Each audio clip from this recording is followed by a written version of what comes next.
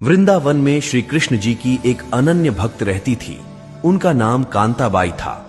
वह कृष्ण जी को लल्ला बुलाती, रोज उनकी सेवा करती, नहला धुलाकर भोग लगाकर उनके पास बैठ खूब बातें करती, खूब लाड़ करती। मजाल की कभी उनको जरा सी भी तकलीफ आ जाए। एक दिन कांताबाई अपने लल्ला का सब काम कर उसे विश्राम करवा खुद भी विश्राम करने लगी।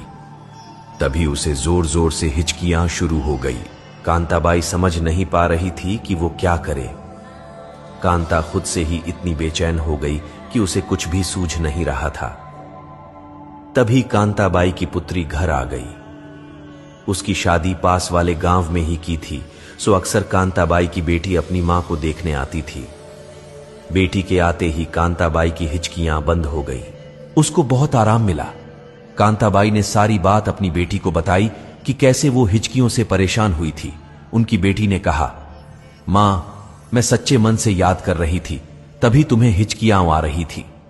अब मैं आ गई हूं तो तुम्हारी हिचकियां भी बंद हो गई है। कांताबाई ने हैरान होकर बोला, क्या सच में ऐसा होता है? उसकी बेटी ने जवाब में कहा, हां जी मां, जब हम किसी को सच्चे मन से याद करते हैं तो हमारे अपनों को हिचकियां आती हैं।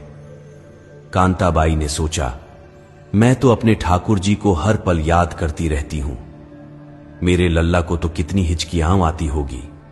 नहीं, अब ऐसा नहीं होगा।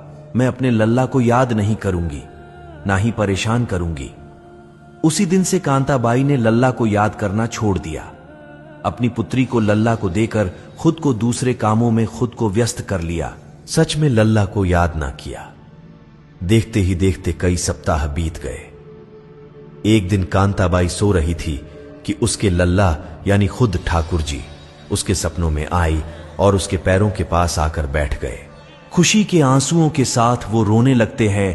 कांताबाई जी उठ जाती है और प्रभु को प्रणाम करती है। मेरे लल्ला, मेरे प्रभु, आप तो उनको भी नहीं मिलते जो समाधि लगाकर ध्यान लगाते हैं, तो फिर मुझ पापिन को कैसे साक्षात आपके दर्शन हो गए, जबकि अब तो मैं आपको याद भी नहीं करती।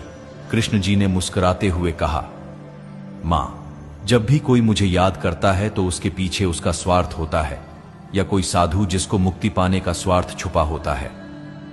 लेकिन धन्य हो मां तुम, जिसने ये सोचकर याद करना छोड़ दिया कि मेरे लल्ला को हिचकियां आती होगी। मेरी इतनी परवाह करने वाली मां भक्त पहली बार देखी है। उन्होंने कांताबाई को वैकुंठ में स्थान पाने का आशीष दिया। ठाकुर जी केवल आपके प्रेम और भाव के भूखे होते हैं। भगवान केवल भाव के भूखे हैं। जो भी भक्त भगवान को भाव से पुकारता है, भगवान उनके घर दौड़े चले आते हैं।